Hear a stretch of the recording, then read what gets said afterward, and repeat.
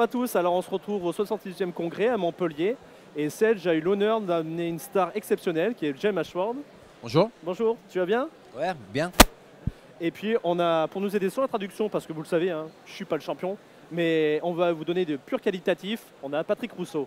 Bonjour Patrick. Bonjour à tous et bonjour à tous. Alors c'est simple, là c'est sur un condensé à peu près de moins d'une demi-heure, on va à l'essentiel, on va aller sur l'essentiel pour voir ce que GoProposal et le livre de James peut vous apporter. Donc on va aller sur la question principale avec James, vous le connaissez déjà maintenant. Donc dans ton livre, James, Vendre pour servir, tu parles des propositions de valeur. D'où te vient cette idée de proposition de valeur? So what's the way of the proposal you've been developing in the book? Yeah, so I've been working with many businesses for 10 years, helping them to solve their problems.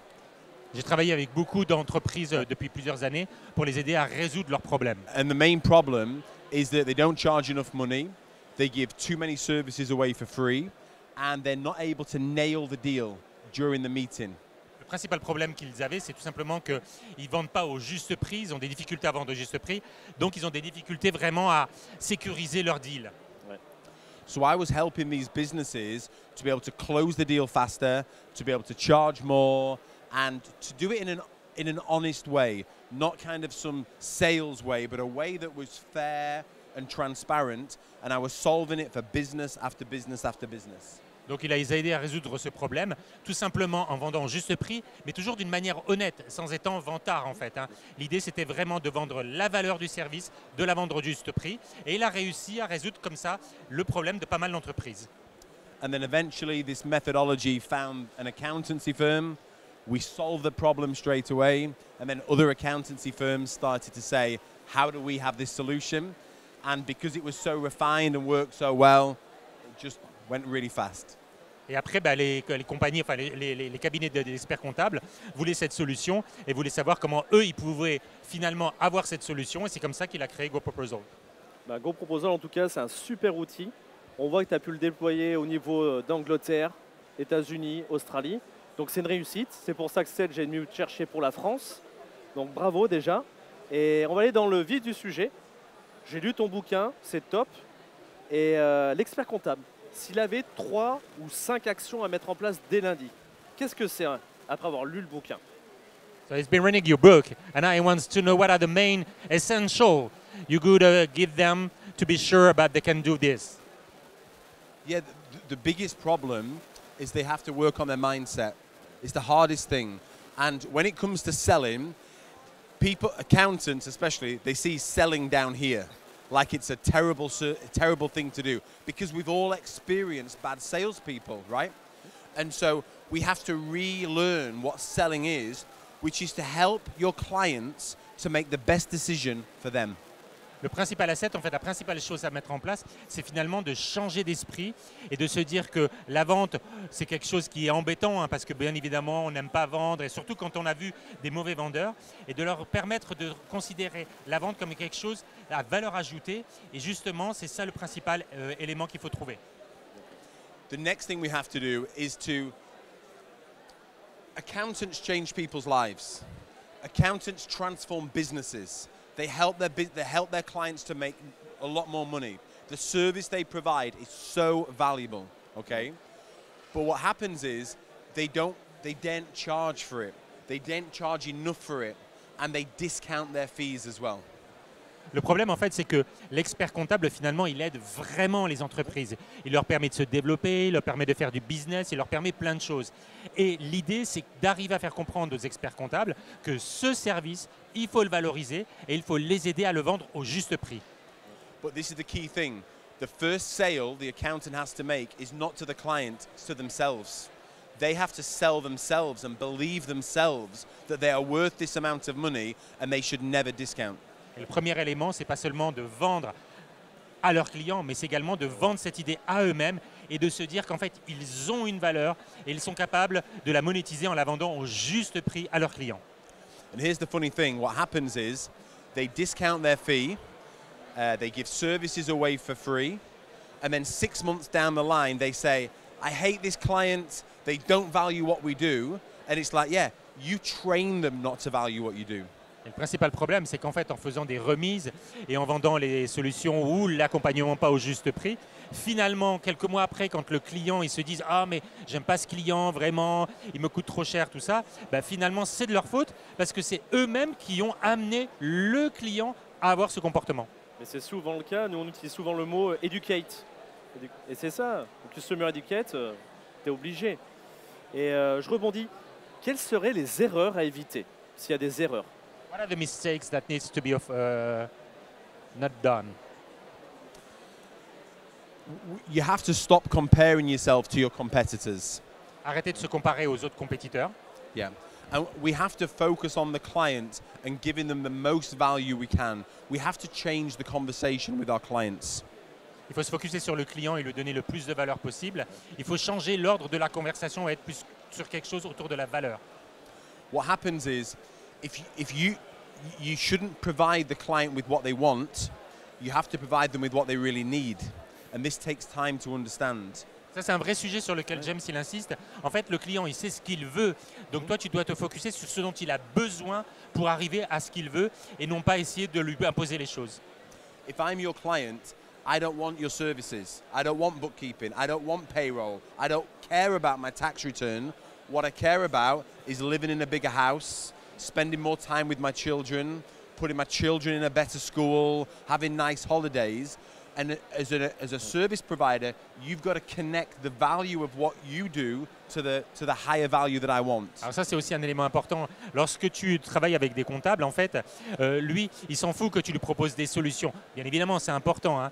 Mais là, tu dois te focuser sur ce que tu vas apporter de plus, sur la valeur. Parce qu'en fait, cette personne que tu as en face de toi, il faut te dire que ce n'est pas seulement les solutions que tu lui proposes, mais c'est surtout lui permettre d'avoir une meilleure vie. Parce que quand on travaille, à un moment donné, on a envie que se produise du business et qu'on ait une meilleure vie, pouvoir avoir des vacances, des choses comme ça. Donc toi, tu dois être en connexion avec finalement l'intérêt de la personne qui est face à toi, au-delà de ce qu'il te propose comme solution.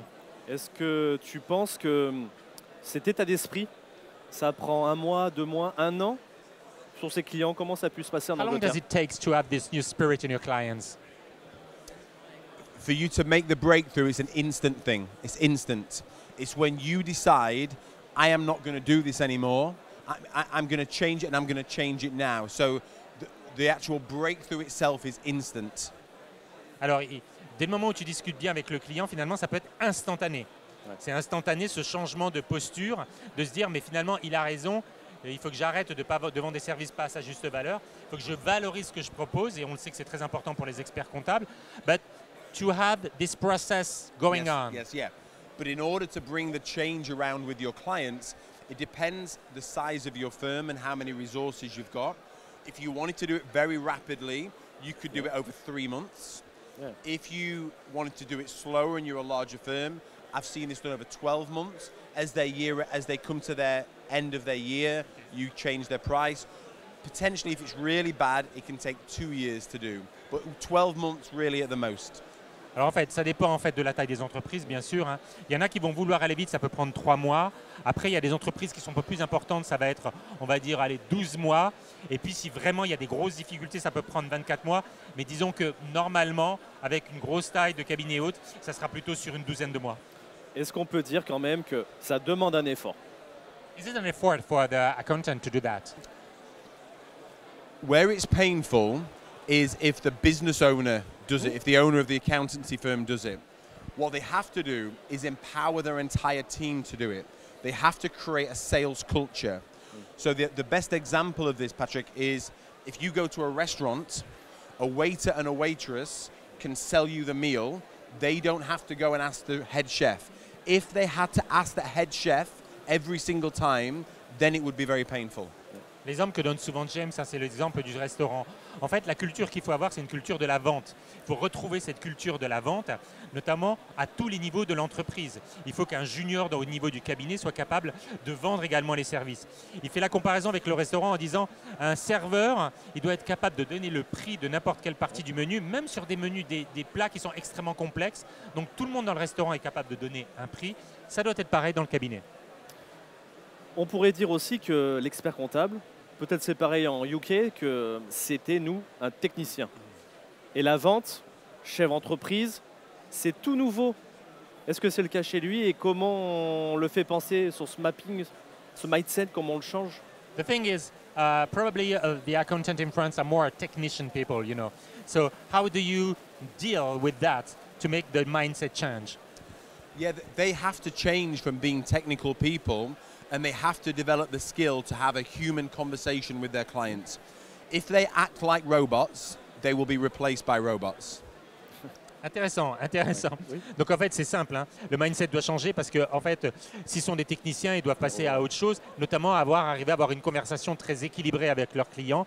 Et s'ils pensent comme des robots, eh ben, ils vont être remplacés par des robots. Bah, c'est un très bon résultat que tu nous as donné, James. Et on va se projeter dans le futur. Je voudrais avoir ton avis sur le futur de la compta. Est-ce que ta proposition de valeur d'aujourd'hui, ça pourra fonctionner d'ici 15 ans? Let's go into the future. The proposal now, do you think it's going to be still the same in 10 years from now? No, I mean, the technology, you hear today, the technology is incredible. And with ChatGPT and AI, it's getting faster and faster and faster. But what this technology enables us to do is to have more human relationships with our clients and to really help them to understand what it is that they need to do. So that will be the new skill. In the UK, there's a really interesting shift where I'm seeing accountancy firms recruiting from the hospitality industry, because the hospitality sector, restaurants, pubs, etc., are very human-centered. And so they're starting to recruit people from those professions. Ah, c'est intéressant ce qu'il dit. En fait, il dit que effectivement, ça va bouger, mais ce qui se passe en fait, c'est qu'on est vraiment sur quelque chose qui est dans la relation et dans l'humain. Donc, si on est dans 10 ans, ça, la solution et la proposition qui est là, elle tourne autour de l'humain. Donc, quelque part, on sait que l'humain, à un moment donné, va revenir en force parce qu'il y a beaucoup de technologies un petit peu partout, mais il y aura toujours besoin de l'humain. Et il donne cet exemple en fait d'une entreprise qui va recruter dans tous les métiers de la restauration, de l'hôtellerie et autres, parce qu'ils ont besoin de gens qui ont l'habitude d'être en face de clients et qui du coup on aura une approche beaucoup plus humaine. On le remarque dans la profession, maintenant il y a des commerciaux qui viennent alors qu'on ne souhaitait pas.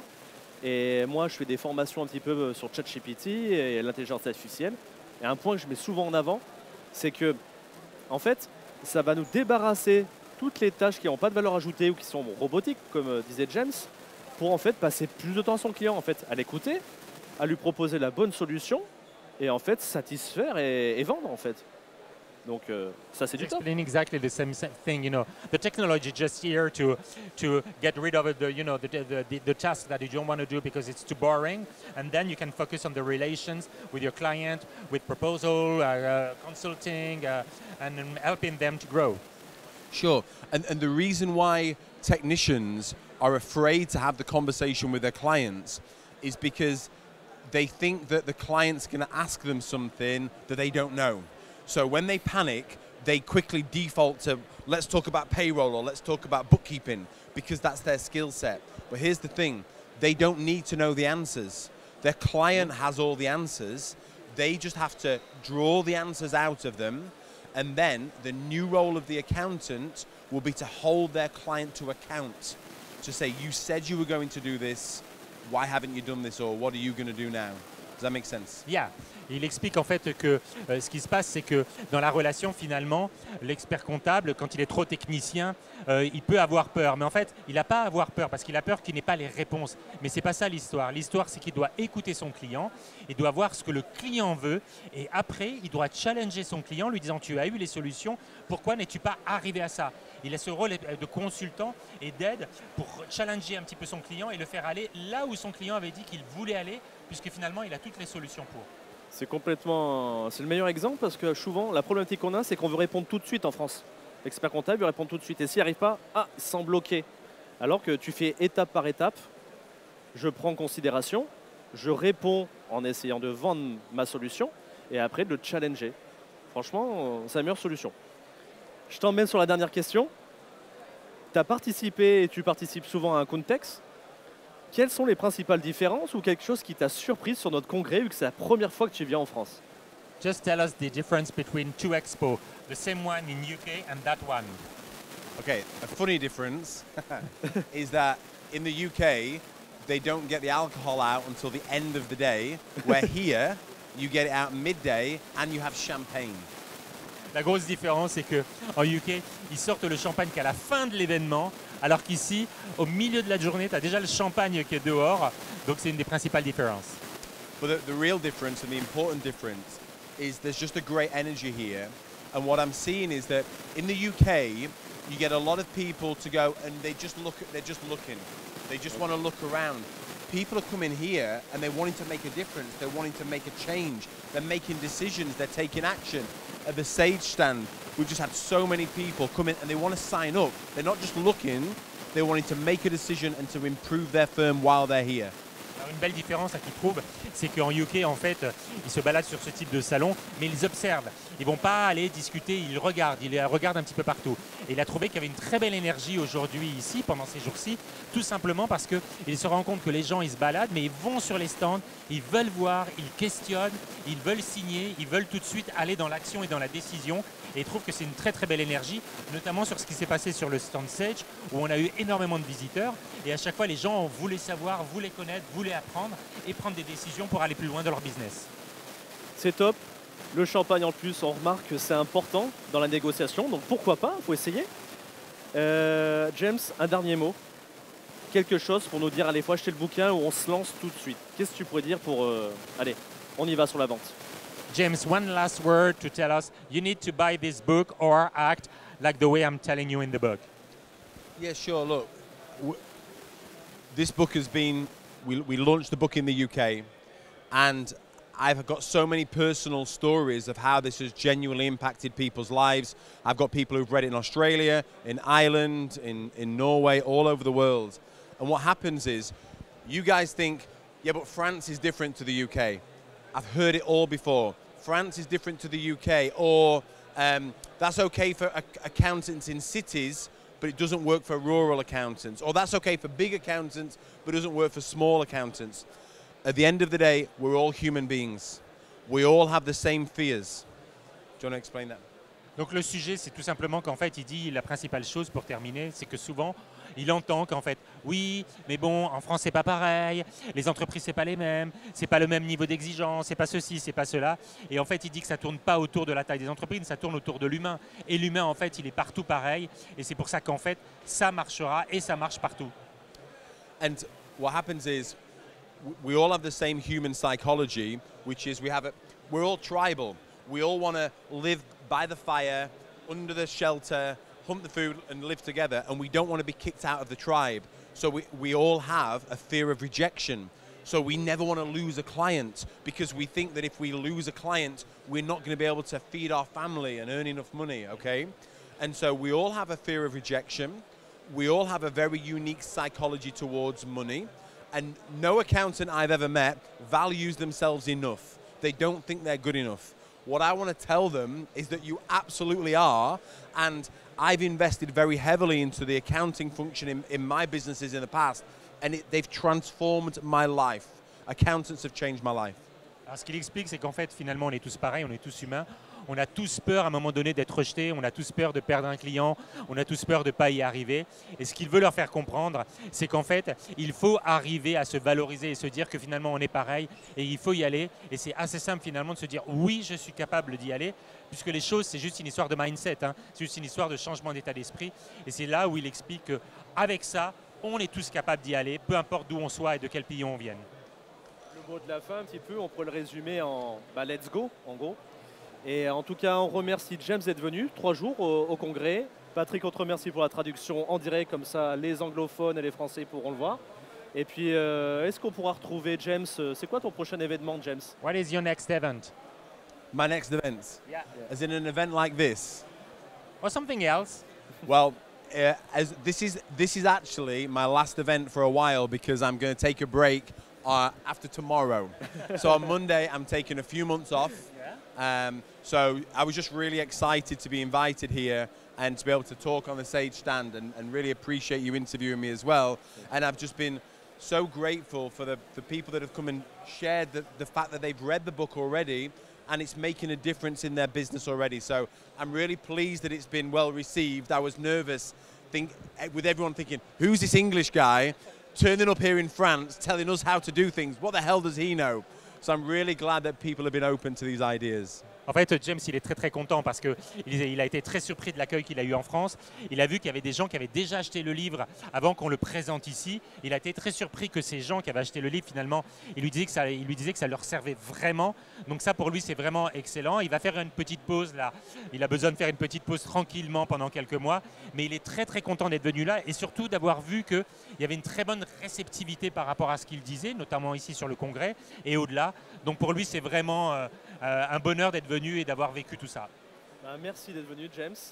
On remercie aussi Sedge pour l'organisation. C'est quand même super important, c'est du qualitatif. Et puis n'oubliez pas d'acheter le bouquin parce que je pense que ça va vous faire monter à un next level. Et puis let's go, c'était le mot de la fin. Et puis on se voit au prochain événement. Bye. Bye à tous. Merci. Merci.